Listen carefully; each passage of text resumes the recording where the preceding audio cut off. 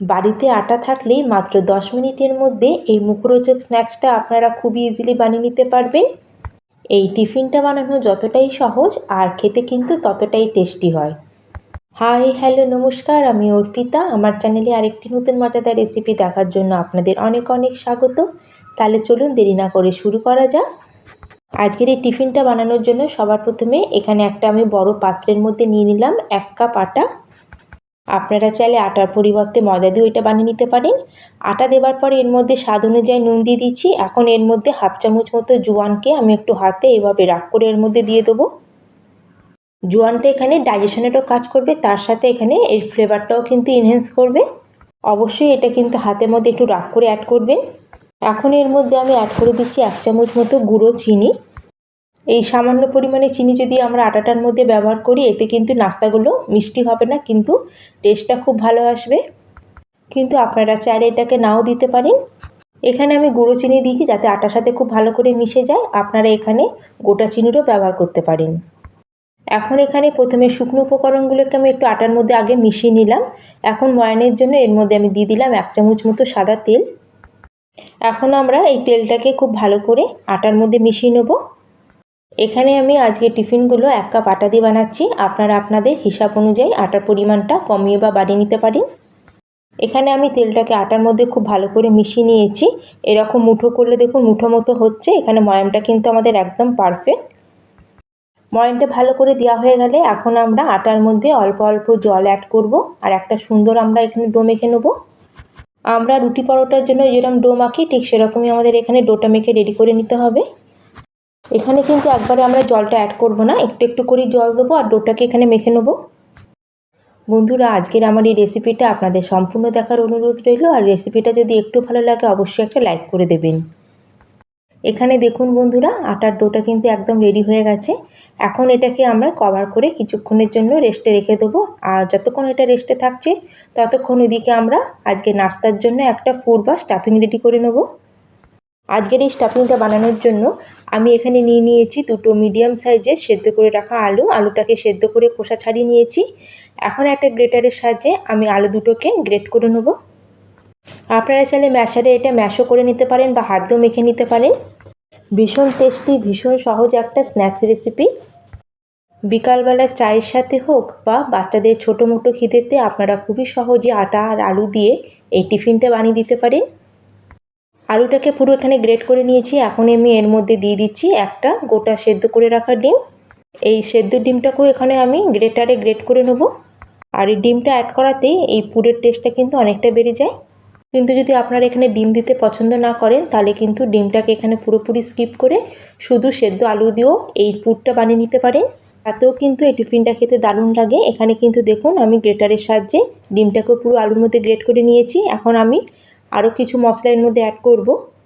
সবার প্রথমে এখানে একটা ছোট সাইজের আমি পেঁয়াজ নিয়েছি। পেঁয়াজটাকে একদম মিহি করে কুচিয়ে এর মধ্যে দিয়ে দিলাম। পেঁয়াজ দেওয়ার পরে এখন ঝালের জন্য এর মধ্যে দিয়ে দিচ্ছি 2-3 খানা মিহি করে কুচানো কাঁচা লঙ্কা। আর এখানে দিয়ে দিচ্ছি আমি হাফ চামচ মতো রেড চিলি পাউডার। এখানে ঝালের জন্য আমি গুঁড়ো লঙ্কা আর কাঁচা লঙ্কা দুটোরই ব্যবহার করেছি, আপনারা যে কোনো একটাও ব্যবহার করতে পারেন।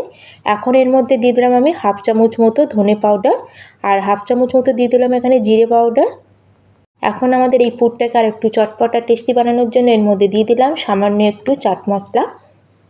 আর তার সাথে এর মধ্যে দিয়ে দিলাম সামান্য একটু আমচুর পাউডার। এই রকম চাট মশলা আর আমচুর পাউডার ব্যবহার করলে এই পুরটা কিন্তু দারুণ টেস্টি চটপটা তৈরি হয়। এখন এর মধ্যে দিয়ে দিলাম আমি হাফ চামচ মতো গরম মশলা। এবার দিয়ে দিচ্ছি এর মধ্যে স্বাদ অনুযায়ী নুন। তার সঙ্গে এখন অ্যাড করে দিলাম মিহি করে কুচানো ধনেপাতা। এখন সব কিছুকে আমরা হাতের সাহায্যে আলু আর ডিমের মধ্যে মিশিয়ে নেব। এখানে আমি কিছুটা পরিমাণে আমচুর পাউডার আর চাট মশলার ব্যবহার করেছি। আপনাদের কাছে যদি অ্যাভেলেবেল না থাকে তাহলে আপনারা তার পরিবর্তে অর্ধেকটা লেবুর রসও এখানে অ্যাড করতে পারেন। এখানে কিন্তু সব কিছুকে আমি ভালো করে আলু আর ডিমের মধ্যে মিশিয়ে নিয়েছি। এখানে পুরটা একদম আমাদের রেডি। এখন এটাকে সাইডে রেখে আমাদের ওইদিকে আটাটাকে আমরা চেক করে নেব। এখন যে আমি আটাটা মেখে রেখেছিলাম আটাটাকে আরেকবার আমি ভালো করে একটু হাত দিয়ে চটকে এখন এখান থেকে আমরা লেচি কেটে নেব। আমি যেটুকুনি আটা মেখে রেখেছিলাম এর থেকে কিন্তু আমার দুটো বড় বড় সাইজেরই লেচি তৈরি হয়েছে। যেহেতু এখন আমাদের এই লেচিগুলোকে বেলে একটু বড় রুটির মতো বেলতে হবে, সেই জন্য একটু বড় করে আমি এখানে লেচির সাইজগুলো নিয়েছি।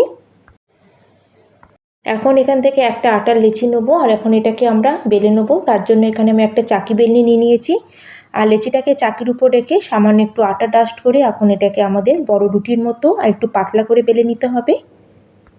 এখানে রুটিটাকে কিন্তু যতটা সম্ভব আমাদের একটু পাতলা করে বেলে নিতে হবে, তাহলে কিন্তু আমাদের এই টিফিনগুলো একদম পারফেক্ট খাস্তা তৈরি হবে। বাড়িতে যদি কোনো গেস্ট আসে তাহলেও কিন্তু আপনারা বিকালবেলাতে এই স্ন্যাক্সটা গরমাগরম একদম পরিবেশন করতে পারেন, তাহলে কিন্তু দেখবেন একদম জমে যাবে। এই টিফিনগুলো দেখতেও যতটা সুন্দর আর খেতেও কিন্তু খুবই ভালো লাগে। এইভাবে চাকির উপর রেখে রুটিটাকে আমি যতটা পাতলা যতটা বড় করতে পারবো ততটা করে নেব। কিন্তু এইভাবে না করে আপনারা যদি কিচেন প্ল্যাটফর্মের উপরে রেখে করেন তাহলে কিন্তু আরও বেশি ভালো হয়। এখানে আমি রুটিটাকে একদম পাতলা করে একটু বড় করে বেলে নিয়েছি। এখন এটাকে আমরা কেটে নেব। সেই জন্য এখানে একটা ছুরির সাহায্যে চারিদিক থেকে কেটে নেবো আর এটাকে একটা চৌকো মতো শেপ করে নেব।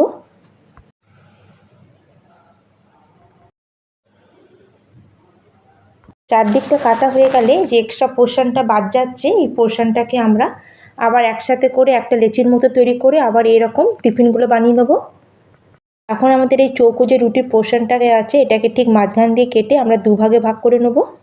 দিয়ে এখন আমরা চাকিটাকে একটু এভাবে ঘুরিয়ে আবার এটাকে আমরা কাট লাগিয়ে নেব।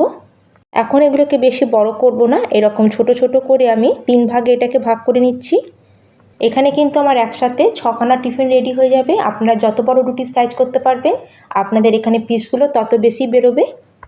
এখানে আমি রুটিটাকে পুরো এভাবে কেটে নিয়েছি। এখন আমরা যে আলুর পুরটা বানিয়ে রেখেছিলাম তার থেকে অল্প অল্প করে পোর্শন নেব আর এভাবে একটু লম্বা শেপ করে আমরা ঠিক পিসগুলো ঠিক মাঝখান দিয়ে রেখে দেবো। এইভাবে একটু লম্বা মতো করে আলুর পুরটাকে প্রত্যেকটা পিসের উপরে রেখে দেবো।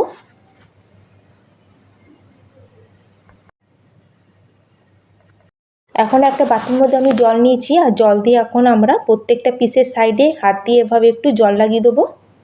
এইভাবে প্রত্যেকটা পিসের চারিদিকে যদি আমরা জল লাগিয়ে দিই যখন এটাকে আমরা সিল করে দেবো তখন কিন্তু ভাজার সময় এগুলো কিন্তু একটু তেলের মধ্যে খুলে যাবে না। চারিদিকে জল লাগানো হয়ে গেলে এখন একটা করে টিফিন আমরা হাতে এইভাবে নেব আর এটাকে এখন আমাদের মুড়ে নিতে হবে। এইভাবে আঙুল দিয়ে আমাদের আলুর পোর্শনটাকে ভেতরে ঢোকাবো আর এইভাবে চেপেগুলোকে বন্ধ করে দেবো। সাইডটাকে খুব ভালো করে চেপে বন্ধ করে দিতে হবে যাতে এটা খুলে না যায়।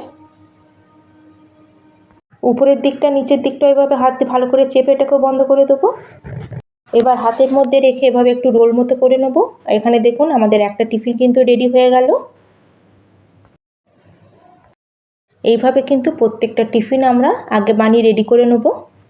আপনারা ভিডিওতে দেখে নিশ্চয়ই বুঝতে পারছেন যে আমি এটা কীভাবে বানাচ্ছি। এটা খুবই সহজ।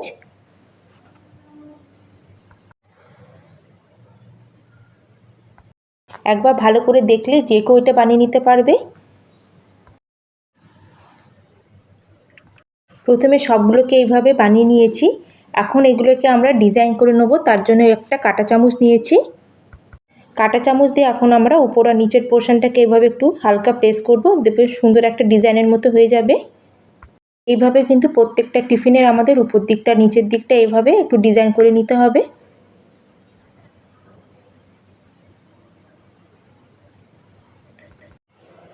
এখানে দেখুন বন্ধুরা আমি এইভাবে সব টিফিনগুলোকে আগে একটা প্লেটের মধ্যে রেডি করে নিয়েছি আর কত সুন্দর লাগছে দেখতে। আপনারা চাইলে যে কোনো ডিজাইন এখানে বানিয়ে নিতে পারেন, তাতে কোনো অসুবিধা নেই। এখন এগুলোকে তেলে ফ্রাই করতে হবে, কিন্তু তার আগে একটা আমরা প্রিপারেশন করে নেব। এখন একটা বাটির মধ্যে একটা ডিমকে আমি ফাটিয়ে নিয়ে নিলাম। এবার এর মধ্যে দিয়ে দিচ্ছি আমি 1 পিঞ্চ মতো নুন আর তার সাথে সামান্য একটু রেড চিলি ফ্লেক্স। ব্যাস, এর মধ্যে আমি আর কিছুই দেবো না। এই দুটোকে এখন খুব ভালো করে আমরা ডিমের মধ্যে মিশিয়ে নেব আর ডিমটাকে এইভাবে একটু ভালো করে আমরা একটু ফাটিয়ে নেব। ডিমটাকে খুব ভালো করে সব কিছুর সাথে মিশিয়ে নিয়েছি। এখন এটাকে সাইডে রেখে দেবো, চলে যাব গ্যাসের দিকে। এদিকে গ্যাসে একটা প্যানের মধ্যে আমি কিছুটা পরিমাণে তেল আগের থেকে গরম হতে বসিয়ে দিয়েছিলাম। তেলটাকে এখানে মিডিয়াম ফ্লেমে প্রথমে আমি গরম করে নেব আর একটা করে আমরা টিফিন নেব। টিফিনটাকে এইভাবে ডিমের ব্যাটারের মধ্যে কোট করব আর এগুলোকে আমরা গরম তেলের মধ্যে ছেড়ে দেবো। এখানে আমি টিফিনগুলোকে ভাজার জন্য ডিমের ব্যাটার তৈরি করেছি। আপনারা যদি ডিম নিতে না চান তাহলে কিন্তু এখানে আটার ব্যাটারও বানিয়ে নিতে পারেন, তাতেও ডিপ করে এইভাবে আপনারা এগুলোকে তেলে ভেজে নেবেন। প্যানের মধ্যে যতটুকুনি টিফিন ধরেছে ততগুলো আমি এর মধ্যে অ্যাড করে দিলাম। প্রথমে তেলের মধ্যে টিফিনগুলোকে দেওয়ার পরে আমরা কিন্তু কোনো রকম টাচ করব না। নিচের দিকটা যখন হালকা একটু কালার চলে আসবে তখন আমরা এক এক করে এগুলোকে উল্টে নেব। গ্যাসের ফ্লেমটাকে এই সময় অবশ্যই কিন্তু আমাদের মিডিয়াম টু লোতে রেখে এগুলোকে ভাজতে হবে। তাহলে কিন্তু প্রত্যেকটা টিফিন কিন্তু ভেতর থেকে ভালো মতো ভাজা হবে। এইভাবে টিফিনগুলোকে উল্টো পাল্টে সুন্দর একটা গোল্ডেন কালার আসা পর্যন্ত আমরা এগুলোকে ফ্রাই করে নেব। আর এখানে দেখুন বন্ধুরা, টিফিনগুলো সুন্দর একটা কালার চলে এসেছে।